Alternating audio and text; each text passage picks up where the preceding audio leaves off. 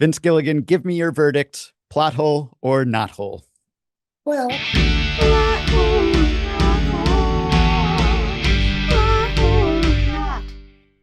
Welcome to Plot Hole or Not Hole, where we try to solve some of the internet's most pressing plot-related mysteries. I'm your host, Ben Lindbergh, and each episode will be bringing on creators to ask them whether fans are right about sensing something wrong.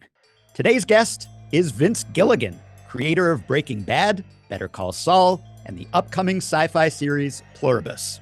Vince's list of accolades is long, and for good reason.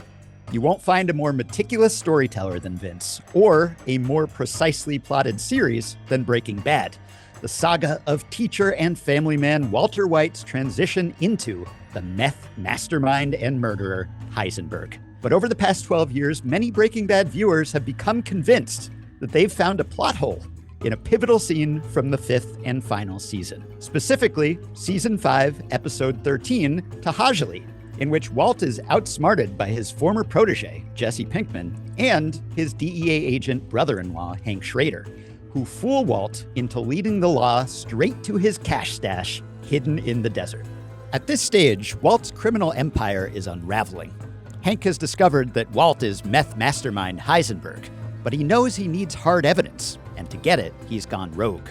When Walt's estranged accomplice texts him a picture of what appear to be the barrels Walt buried his drug money in, Walt speeds to the treasure's secret location, only to realize that Jesse and Hank, who faked the photo, have somehow followed him there. No, Jesse, please, listen to me. No, you listen to me, bitch. You get your ass out here as fast as you can. Yes, I'm coming, okay? And don't even think about calling anyone for help, all right?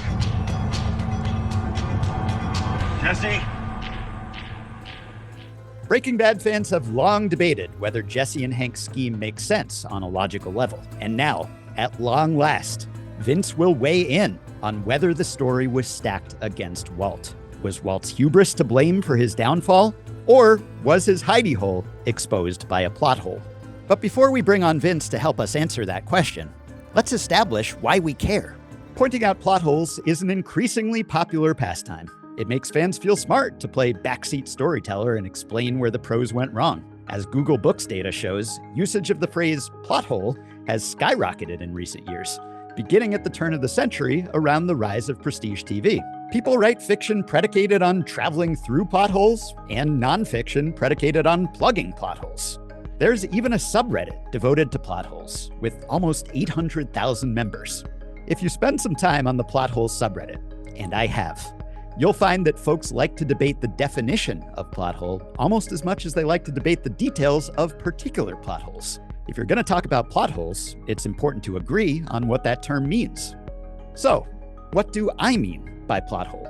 It's not always a plot hole when a character acts in a way you wouldn't, or even a way that doesn't seem consistent with that character's past.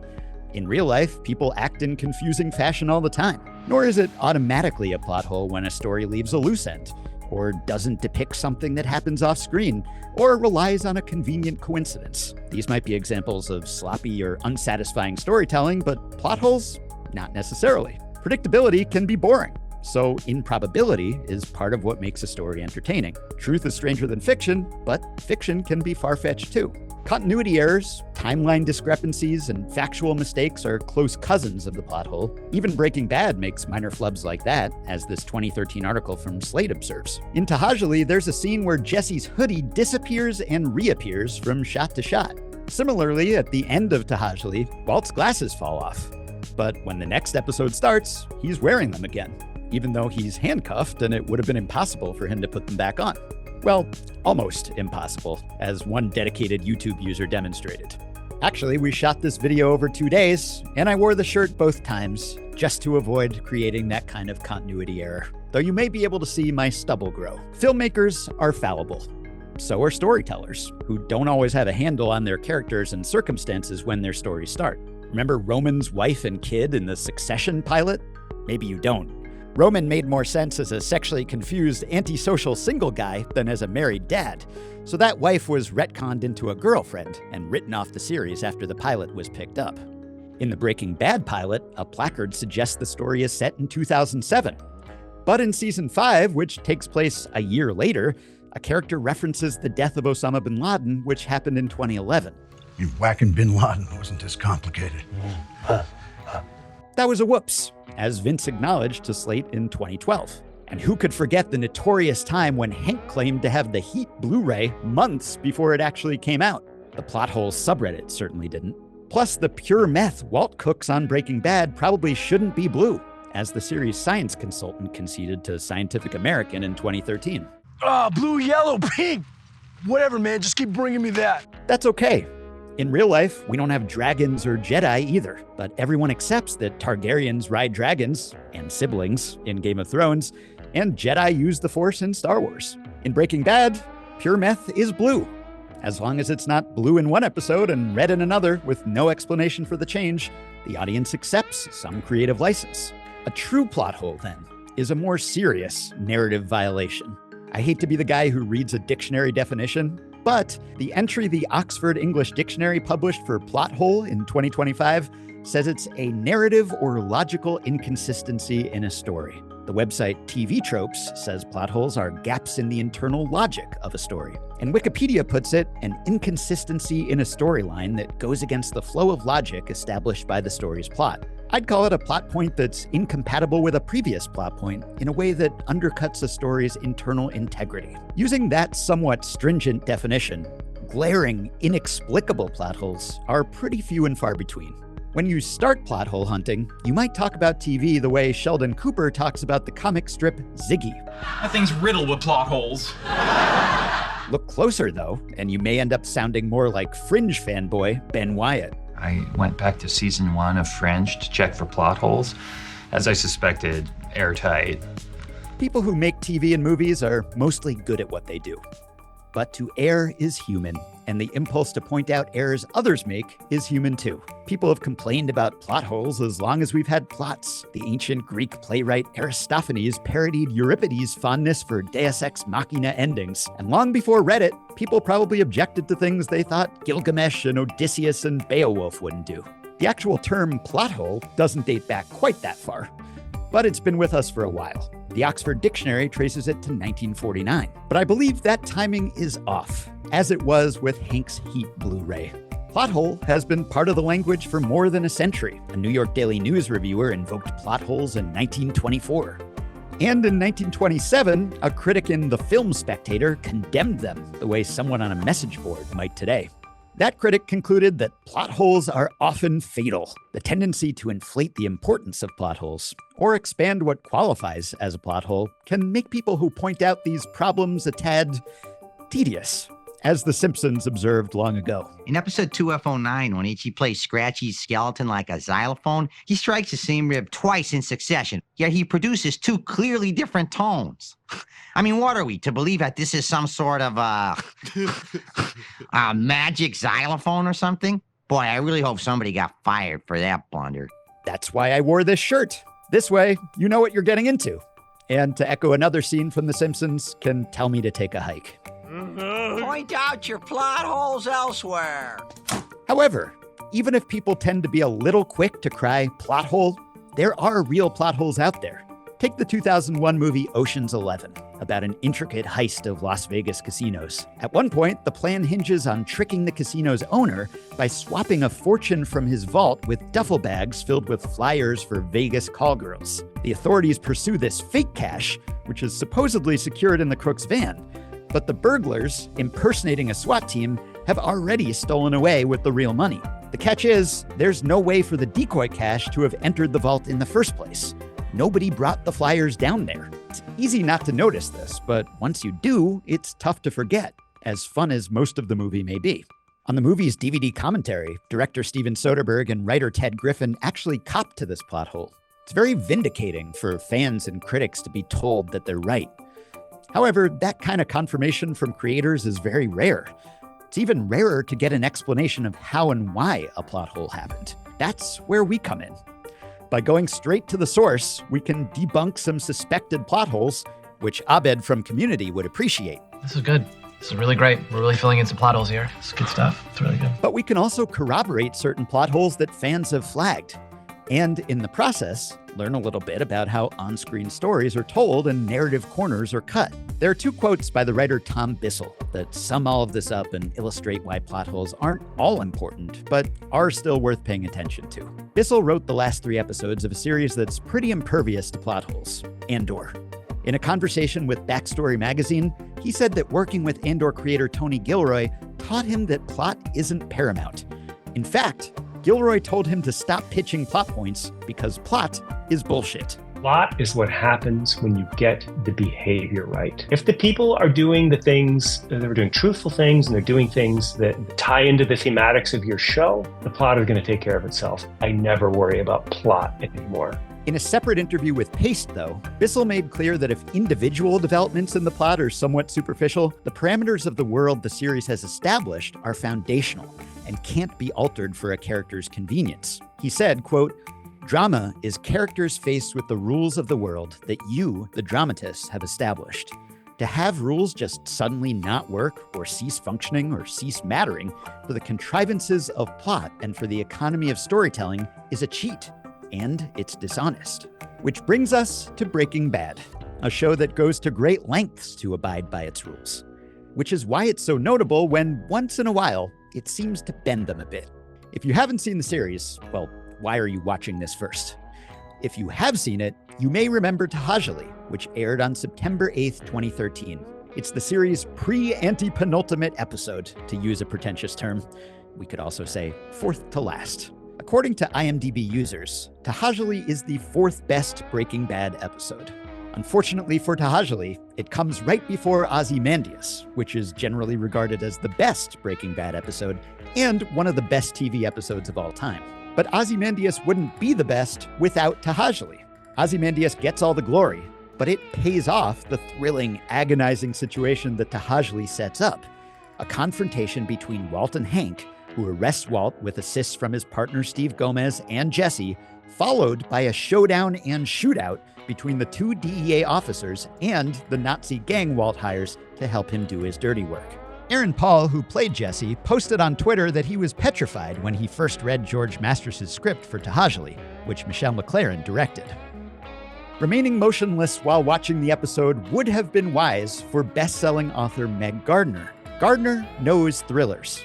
She's written 17 of them, including 5 featuring protagonist Evan Delaney that Stephen King called the finest crime suspense series I've come across in the last 20 years. She also co-wrote the novel Heat 2 with Michael Mann. And back in 2013, she blogged about a Tahajali-induced injury that wasn't too painful for her to reminisce about later on Twitter and with us today. Here's Meg describing how Tahajali hurt her. I was binging it with my husband late one night, and I just knew that this was all going to come to a cataclysmic head. And I said, something bad's going to happen. Something bad is going to happen. And I started waving my hands so effusively that I stabbed myself in the eye and scratched my cornea and ended up in the ER at midnight on a Sunday night. Of everything that's happened in my life, I could not have predicted sitting in an ER room and hearing the nurses outside say, "Which room is the Breaking Bad woman?" I asked the Breaking Bad woman if she could carefully reenact the Tahajali incident. I can, because when I came in here to my desk to sit down to do the pod, I found that my husband had put oven mitts. Oh, okay. Safety first. Yeah. So I was just like waving my arms frantically like a NFL ref and screaming, "Hank, watch out. Jesse, watch out." And then I stabbed myself in the eye. When Meg rewatched the episode, she sat on her hands just to be safe. But nothing like this has happened to her before or since, which is a testament to the singular suspense of Breaking Bad. Actually, a lot of characters in the series suffer some sort of eye damage, bruising, swelling, or worse, which is symbolic of their inability to foresee their fates. And so, I said, in a way, her wound was appropriate. Well, thank you. That makes me feel better. Tahajali truly has it all. Compelling character interactions, riveting acting and action, an incredible cliffhanger, and possibly a plot hole, which Walt himself would approve of people pointing out. I'm noting a little hole in your plot, though. From 2013 through to today, many Breaking Bad viewers have wondered one thing. How did Hank and Jesse follow Walt on his mad dash to the desert? One of these skeptics and internet posters is Tom McGarry, a veteran telecom professional who works at the Telecom Industry Association and is well aware of what it takes to track someone's phone. I tracked Tom down and reminded him of the message in a bottle that he cast into Quora in 2013, right after the episode aired. At first, Tom thought my message was a phishing scam, but he eventually agreed to tell me where Tahajali lost him. It's a series of those things that you see in TV and movies that just sort of are annoying because they're just tropes that don't make any sense. The big part of the whole sequence was keep them on the phone, keep them on the phone. If you're, I immediately realized that if you're tracking a phone, you don't need it to be on. If you have law enforcement access to the network, you can just track it. So they could have hung up. Breaking Bad in particular is such a stickler for details that exactly, yeah, it just surprised me, and that's why I thought enough of it to go online and say something about it.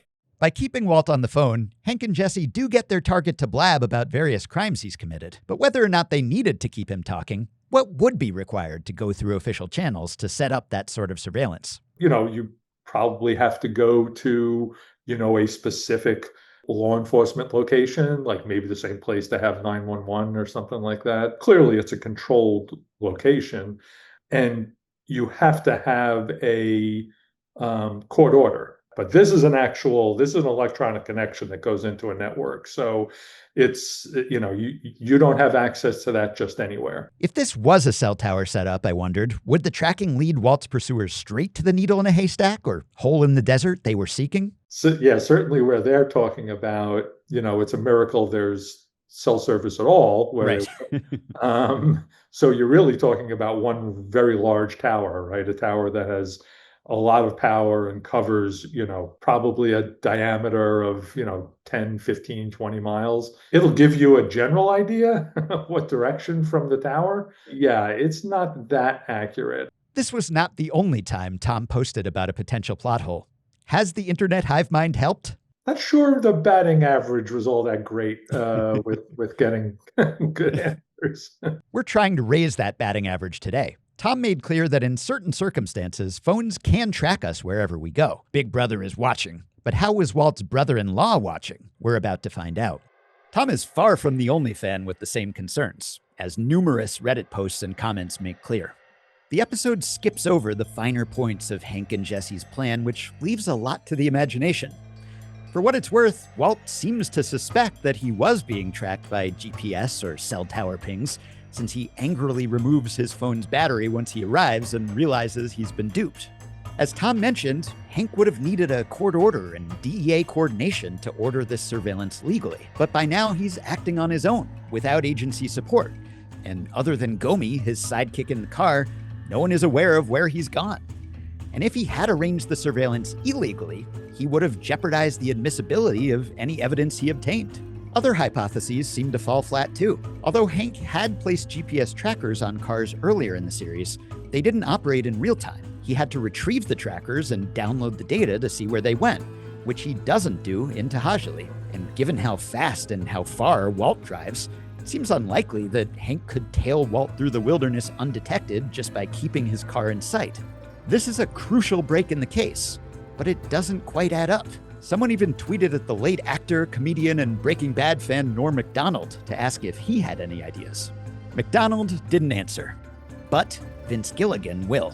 Vince was game to go over this sequence and explain the way it went down, both in Walt's world and in the Breaking Bad writer's room.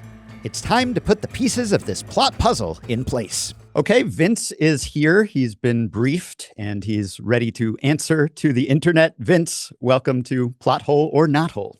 Thank you, Ben. It's good to be here. I appreciate it.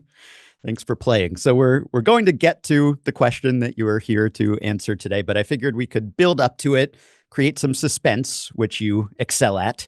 So our closing question will be like Todd's uncle's car pulling up in the distance. We know it's coming, but it's not here yet. Sure. So let's start with a general question. In the grand scheme of storytelling, compared to character development and dialogue and thought-provoking themes. How important do you think it is for the plot to perfectly add up? I think it's very important. And I dislike plot holes. As a rule, I dislike them when I'm watching shows or movies I have had nothing to do with, and I dislike being responsible for plot holes. What it really boils down to is the worst kind of plot hole is when a human being stops acting like a human being, stops making sense as a recognizable human being. That's the worst kind of plot hole to me. It's the thing we always talk about in the writer's room. Oh, gee, my flashlight stopped working. But I tell you what, let's split up in this haunted house. You go to the attic and I'll go to the basement. To me, that's the worst kind of plot hole because that comes down to recognizable human behavior, not being recognizable anymore. But yeah, it's important. Having said that, I'm not going to sit here and say we always got it right at Breaking Bad because we probably didn't. Right. And characters can act inconsistently, right? People in real life will flip-flop and will do something one day that they wouldn't do another day. But when it's scripted, when it's in fiction, sometimes people object to that and say, well, why would this person do that given that they did this that other time? So is it always supposed to be predictable, or are characters sometimes allowed to do something that's out of character? It's a great question. And in real life is a terrible writer. The kind of stuff that's going on in the world right now, you could not write. Yeah, too many plot holes. I'm not going to go off on a political rant, but I mean, there's stuff going on in the world you could not have written, you could not have seen coming. In fact, if a writer had written some of the stuff that's going on in the world and the country right now, people would read it and say that is not believable. We'd have to have you on this show. Yeah. So reality, I maintain that reality is the worst writer. Real life is the worst writer. But having said that, I agree with folks who say it ought to add up better in fiction than it does in real life, because real life just feels insane and chaotic much of the time and random. And we don't want that in our fiction. I don't want that. And if someone finds something, it's something we've written that doesn't quite add up, I usually reluctantly cop to it. Because, fiction is the chance we get to get things right. Reality is what we have to endure and live through that winds up making no sense at all half the time. And are there times when the writers really would like to establish some plot point more clearly, but you have to cut a corner because an actor's unavailable or a location's off limits, or you've blown through your budget, or you've run out of time, and so there's some production constraint that you just have to concede, okay, we can't quite spell this out the way that we would want to? Yeah, usually there's a way to spell stuff out. All of the above are possibilities, and each plot hole, so to speak, is its own unique. Every plot hole is like a snowflake, I guess. And each one is different. I would guess a lot of plot holes are simply moments where writers thought that it was clear to the audience, and then they found out later it wasn't. Yeah, but there's every kind of plot hole in the world, I suppose. Yeah, because even if you have a big writer's room, it's still a small sample of people who are reading the script, who are even seeing the rough cut, compared to the audience of a show like Breaking Bad, right? So even if you're picking people's brains and running it by them and saying, did we miss anything here? You still have the wisdom of crowds, right? When that actually airs, people might not notice something that was obvious to you, or they might notice something that was not obvious to you, which might be even worse, right? So I guess it's tough to predict the public reception. It's sometimes impossible. It dawns on me, a great example for Breaking Bad is at the end of a big season, Jesse Pinkman shows up on the doorstep of the character Gail Bedecker and shoots him. Yes. I get to act it out here on Zoom, but it's like, and the camera kind of tracks around him until he's kind of looking straight down the barrel, and boom, and then everything goes to black. And I thought it was crystal clear he had shot him, but a lot of people we found out, people getting online, we found out through people's reactions. And when I saw what they're talking about, I said to myself, my God, they're right. We didn't even notice the fact that it could be interpreted that the camera move was, in fact, the camera wasn't moving at all, but Jesse was aiming away. So that became some kind of a bone of contention, as I recall. But you do your best to make stuff clear. Some things you don't want to be as clear as others. Sometimes you want mystery. We always talk in the writer's room where mystery is good, confusion is bad. We make a big distinction between the two. Mystery is purposeful. Confusion is just chaotic. And yes, five little formula and not the Latin. That's an important distinction. And I guess you and David Chase could probably have a conversation about cutting to black after a possible gunshot and the way that could be interpreted. That's a different show. Yeah, that was a big I know that you and Breaking Bad writers, Better Call Saul writers, really prided yourselves on writing your characters into corners and by extension yourselves, and then writing yourselves out of those corners, somehow discovering exit strategies. So are there always ways out? And how do you find them? Boy, you're bringing back some. I'm having I hope this isn't too painful for you. PTSD. We had some terrible. We painted ourselves into some ridiculously tiny corners over the course of making Breaking Bad, and there probably is such a thing as a corner you can't unpaint yourself from. The corner you can't get out of. The worst I ever remember in Breaking Bad was figuring out what the hell to do with the M60 machine gun that Walt bought at the beginning of our final season. Chekhov's machine gun. And I deserved everything I got on that one. And there was a lot of pain and suffering in the writer's room. And I literally stood in the writer's room at one point and just slowly banged my head against the wall. I literally did that, hoping it would knock loose some ideas. And I kept saying to the writers, maybe the audience has forgotten. Maybe we don't ever need to go back to that machine gun in the trunk. And they all looked at me like, are you insane? No, and the audience never forgets. I had just a flight of fancy there where I was like, but maybe we can get away with. We were very proud of ourselves when we figured out what the hell that machine gun was meant to be used for. But it's getting yourself out of those corners is tough, and I keep having to relearn the lesson that, stop painting yourself in corners like that. Have some kind of general plan for where you're going before you just say, hey, it'd be cool. Walt buys an old car and it's got an M60 machine gun in the trunk. Well, what is it? And everybody in the writer's room was like, hey, yeah, that's cool. But what happens then? I don't know. We'll figure it out. Yeah. That's anyone who's a writer who's watching this, don't do that. Take it from experience. That's a bad idea. But when you have the Houdini escape, then it's an impressive trick, right? The tighter the plot predicament that you have crafted, the more amazing it is when you work your way out of it somehow. Yeah, but Houdini died in the middle of it. That's a good point. In the middle of an escape. He didn't escape. So still setting aside Tahajali for now, are there particular questions that you most often get about the story mechanics of Breaking Bad specifically? So, for example, people always wonder, how did Walt poison Brock? And, I wouldn't call that a plot hole. It's more of a mini mystery. It's implied maybe instead of explicitly stated. Nothing is contradicted necessarily, but it's not as intricately explained as you often explain things on Breaking Bad. So maybe that's one that stands out to you. Maybe there are others that people come up to you and buttonhole you and say, hey, how did this happen? Does this make sense? Aside from the one that I've brought you here today to talk about.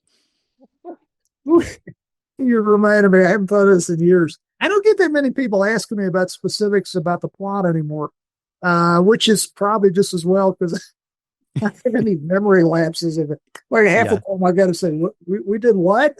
It's been a while.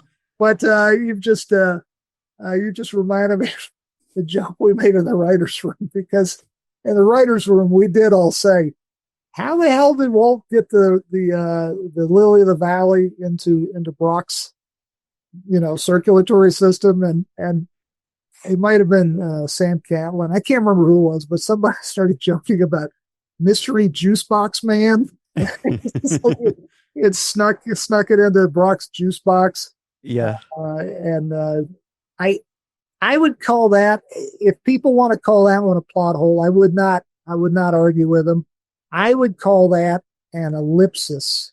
Yeah. Of that was something we left out. But Walt, over the seasons, he always seemed, to me at least, pretty adept at, social engineering and wheedling his way into people's homes, and also, making fantastical escapes. And I guess he got into, my best guess is he got into the house there and put something in juice box with a syringe or something. And, yeah. But I'm glad we didn't have to show. I don't know what the hell we would have done. That would have been a tough one. Are there instances from your work that when you're lying awake at night staring at the ceiling, you think, I wish we could have that one back? I remember we had a lot of them on the X-Files, actually, which is a show I loved working on. The thing that springs to mind off the top of my head, it was not a plot hole, but it still bugs me.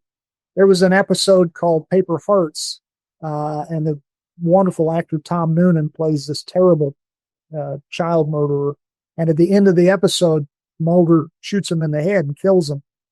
And it's not a plot hole per se, but I was not allowed. Standards and practices, broadcast standards and practices was a big deal back then, with a lot of power. I remember the lady, it was a nice lady. I liked her. She had a tough job, but she said, you can't show, there was all these rules back then. You couldn't show the gun in the same frame as the person's head. Mm-hmm. You had to frame them separately. And in that moment when Tom Noonan gets shot, you can't have an entrance hole. There was some blood on the window of the bus that he gets shot on, some blood on the window behind him, but there was no entrance wound. And I said, what do you mean we can't have an entrance wound? No, you can't. It's too disturbing. I'm like, what? The whole thing is disturbing, but it's supposed to be. Right. And I remember my wife, Holly, her father, who's still around, who's still with us back then, he watched that episode, and I said, how'd you like it? And he said, I liked it, but when you had the guy get shot in the head by the other guy, where was the bullet hole? And I said, I know.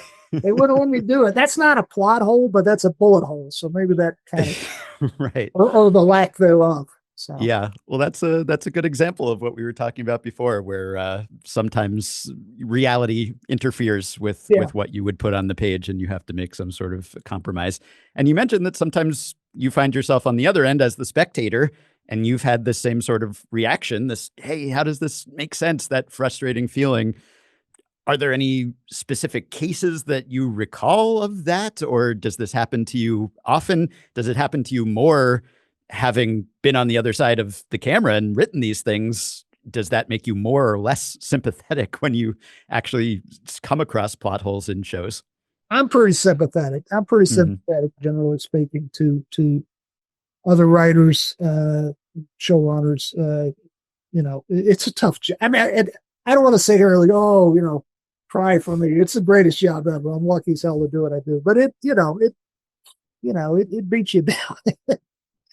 And there are tougher jobs. There are plenty of tougher jobs in the world. But I do know what it is to do the job, and therefore I think I have more sympathy for folks, especially doing a network job. It's an entirely different beast. Doing a network show versus doing the kind of dilettantism I get to do, where we do 9 episodes in 3 years.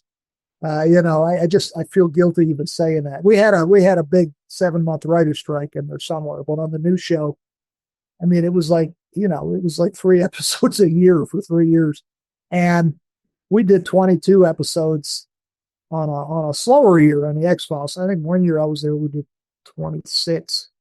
Man, I'm glad I was not the boss then. But we would average 2 episodes a month on the X-Files, and a lot of network shows do that. And when you do it at that pace for that long, I grade on the curve as far as that goes.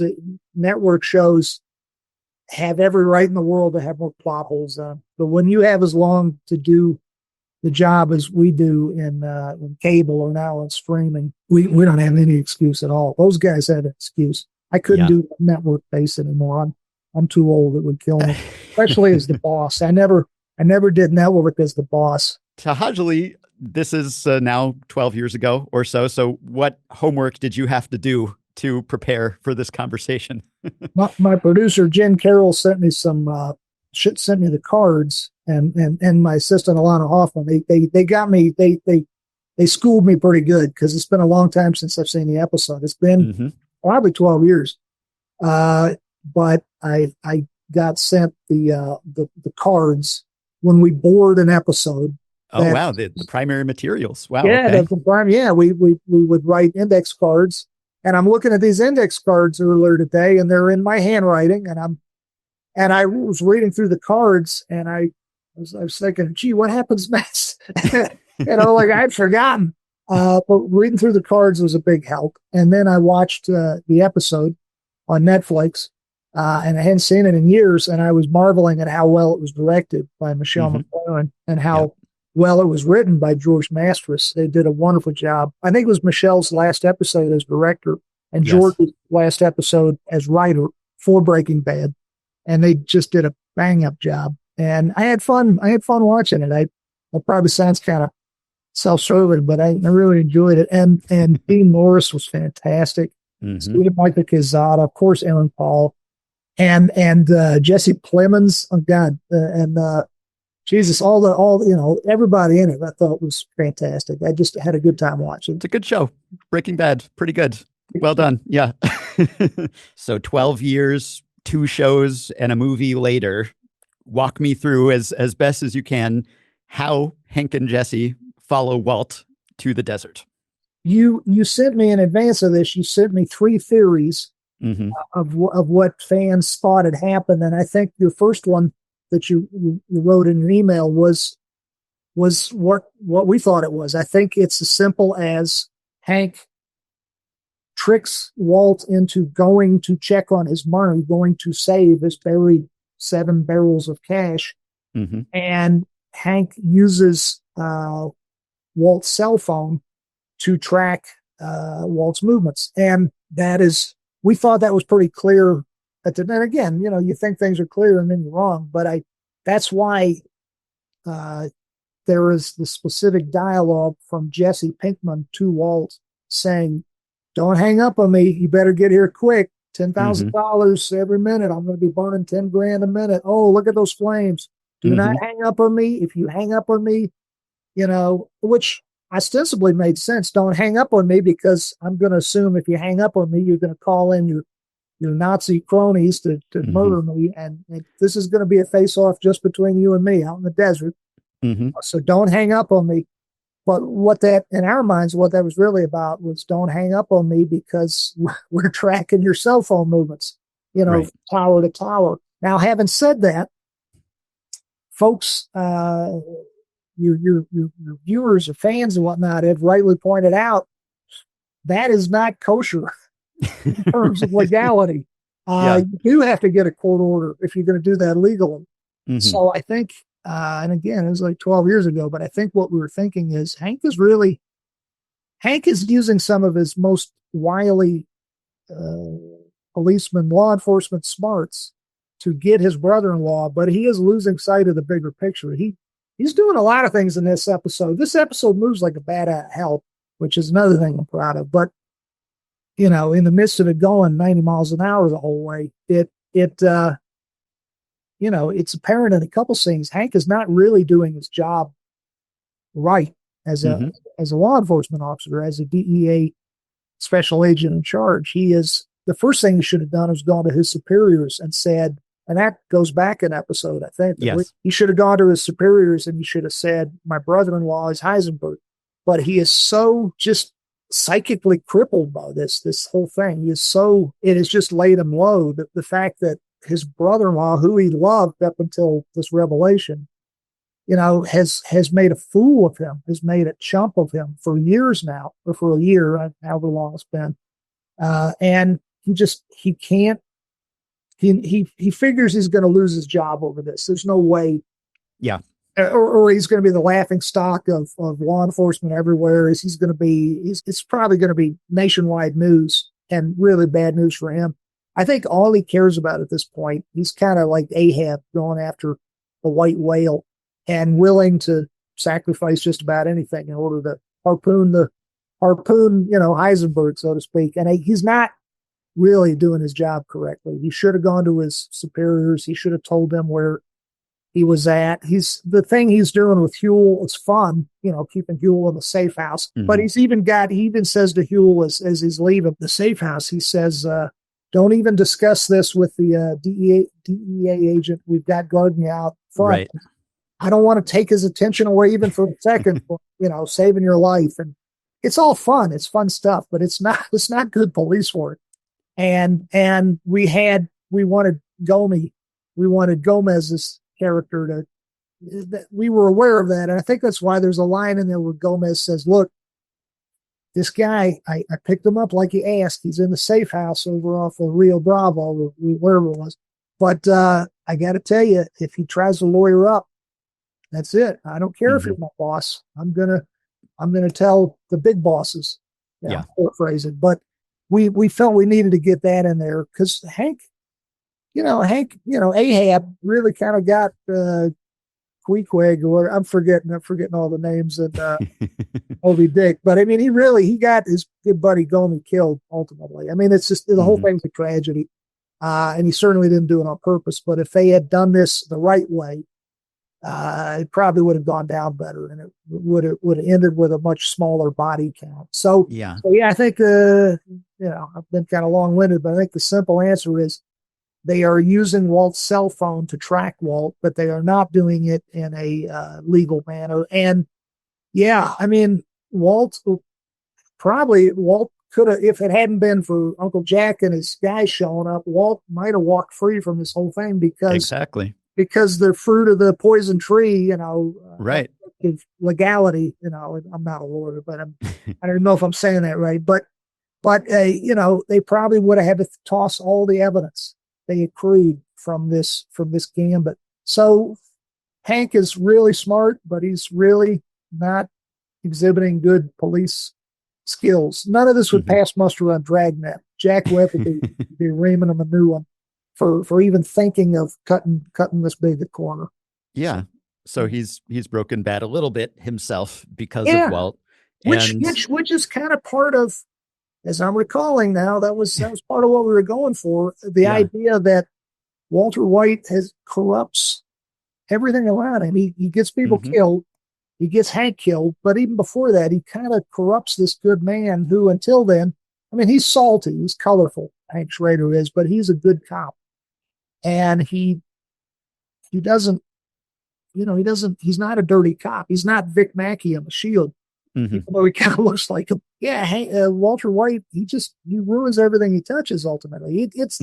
The show is meant to be a tragedy. It's not meant to be wish fulfillment. Watch it any way you guys want to watch it. Enjoy it any way you want to enjoy it. But the way I always saw it was a tragedy. And this guy starts off with good intentions about saving his family, and then he just utterly destroys his family. And even before that, he kind of corrupts Hank in some small way. And that's all part of the tragedy. And this is an example of a character acting in a way where they're not thinking clearly, perhaps, but it also tracks with the rest of the story that Hank would be on tilt at this point, that he would not be thinking 3 steps ahead and checking every box and dotting all the I's and crossing the T's, because he's consumed, he's obsessed. He knows if he comes forward, he'll be removed from the case. He wants to build the case before he's taken off of it. Yeah. And so he thinks, if I get this money, that'll be it. Maybe not thinking, well, what comes next then if I did it in this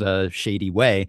Right. Are you thinking that Hank unilaterally then has the power to do this, to track Walt? Does he have to call in a favor from someone on the down low? Hey, can you track this number for me, without explaining what exactly he needs it for? Because it seems like no one is aware of where he is out in the desert.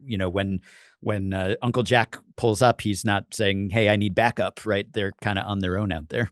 That's one of those, in my mind, that's one of those ellipses where it's like, how does Hank do this? But I figure he's got favors he can call in. He knows folks all over Albuquerque. So I guess he's knows someone at the phone company, maybe. That one's a little bit, you kind of got to squint at that one, I guess. Speaking of X-Files, I worked with 2 great guys, great writers on the X-Files, Frank Spalmans and John Scheiben. And they told me something I never forgot. they were a couple of writers and producers, directors. They kind of did it all. But they both went to the American Film Institute years before I knew them. I think that's where they met. And they had a professor there whose name I do not recall. I've never met him, but he taught them a valuable lesson that they imparted to me. He said, sometimes when you're writing a script, you get a little bit of a pothole. You get a little bit of a plot hole. He didn't use plot hole. I think that'd be a great invention. But sometimes there's a little pothole story-wise where there's a little bump in the logic. And sometimes it's better to live with that than to fill it in, fill in the pothole with asphalt, so to speak, sparkle it in with extra story, so to speak, because then, like a little pothole in your car, bump, you feel it. Sometimes you put too much asphalt in there, and then it's like kaboom, It's a much bigger bump. So when you approached me about doing this, when I was thinking of Frank and John and their professor from AFI and that the theory of his, and I still try to abide by that. And sometimes it's better to take the pothole than to try too hard to fill it in. Yeah. Because in a show like Breaking Bad, I guess you have to find a balance between over-explaining and under-explaining, because you do chart out step by step how everything happens often, but there are times where maybe you do want to elide that a little. I wonder, in this pursuit sequence, there's some subset of viewers who are possibly left a little confused or unfulfilled by the level of detail or lack of detail about how exactly Hank went about this. But most viewers are probably caught up in the excitement of the scene, and they don't need that additional detail. And they've been with you for 5 seasons at this point, and they trust you as a storyteller, and they just go with it. Okay, yeah, sure. Hank had a way to track Walt. We buy it. So you have to find the line. You do have to find the line, and it's the question, and feels like the sands are always shifting a little bit from episode to episode. The question of how much is too much and how much is too little, and the audience is not monolithic.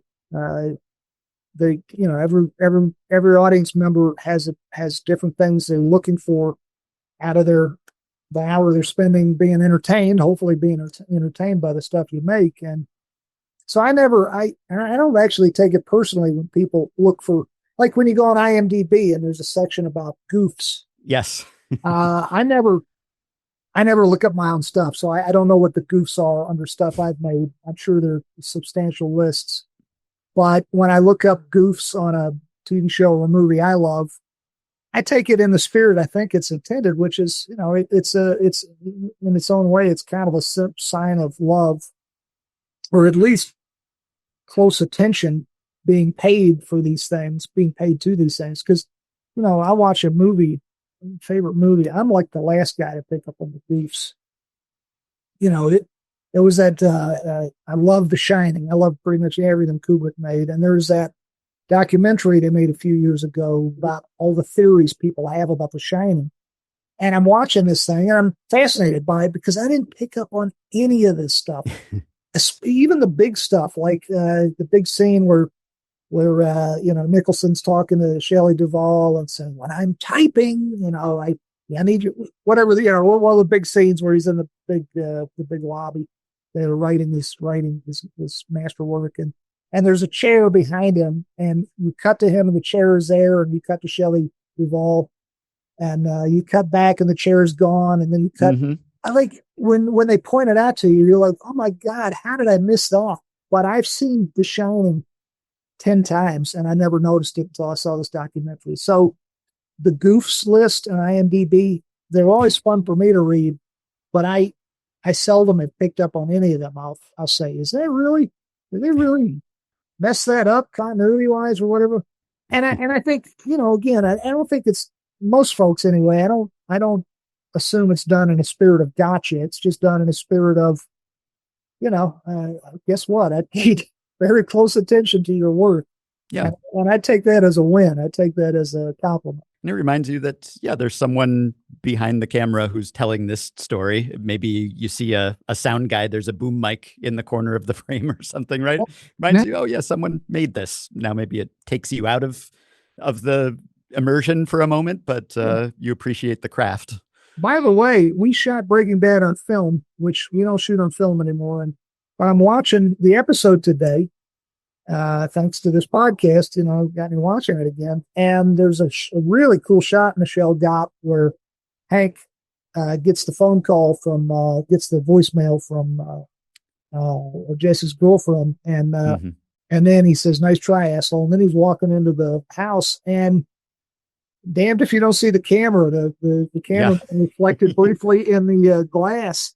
I don't guess I ever noticed that. And that's the kind of thing, because we have so much time on Pluribus, that's the kind of thing. I'm sure people will find stuff on Pluribus that we missed as well, but that's the kind of stuff. And we have the digital magic now to erase all that stuff. So that's the kind of stuff we fix now. And the odds are much less it's much less likely you're going to see anything like that on a new show. But I don't necessarily take that as a point of pride. I think there's something about the old way we used to do it back before all the digital trickery. And to be fair, that we could have done some digital trickery on that one. Maybe you just missed it. I don't know. Or maybe we just figured it was too expensive to fix and most people wouldn't notice it. But I don't know, something maybe gets lost in the bargain when you fix everything. And so, like I say, you won't notice as many of those kind of moments in a new show, but I'm not sure if I'm necessarily proud of that. I don't take that necessarily as a win. It's just a different way of doing things. But there's something to be said for getting it right on the day that you shoot it, or conversely, taking what you've got and living with it. Yeah. And I think of my favorite movies ever that have visible mistakes like that, and yet it doesn't ruin my appreciation. You know, my favorite version of A Christmas Carol ever, the Alistair Sim version, the British version from 1949, I think it is. At the end, when he awakens, having visited with the three spirits, and his housekeeper comes in and he's saying, "Oh, it's Christmas Day. I didn't miss it." He goes to the mirror, and if you look closely enough, you see the entire film crew in the mirror as he checks his face in the mirror. The entire British film crew. And the way I remember it, maybe it's only one or two guys, but you see the behind the scenes guys, and I love that. I look for it every time I watch it, but it doesn't. Yeah, it's a little. You're in the know. It's an Easter egg almost at a certain point. It is, and if someone said, "Oh, I'm going to fix that. I'm going to digitally erase them," I'd probably, I wouldn't have any say in the matter, but I'd probably think, "Why bother? Why do that?" You know, yeah, like the cup or the water bottle or whatever it was in Game of Thrones. Everyone notices, and then it's gone. It's wiped away from the streaming version. Actually, I hate to tell you, in Tahajali, there's also, right after that cell phone moment you mentioned, there is one of those continuity error sequences where Jesse has his hoodie on and then doesn't have his hoodie on and then has his hoodie on again as you're looking. So you could get your George Lucas on and do a Breaking Bad special edition someday where you wipe it all away, but it sounds like you're not inclined to do that. Can you still get the original Star Wars on DVD? Can you get it or Blu-ray? You can. It's not easy. But, I got to tell you, and George Lucas, I got to meet him briefly one time, and he changed the world with Star Wars. There's no ifs, ands, or buts about that.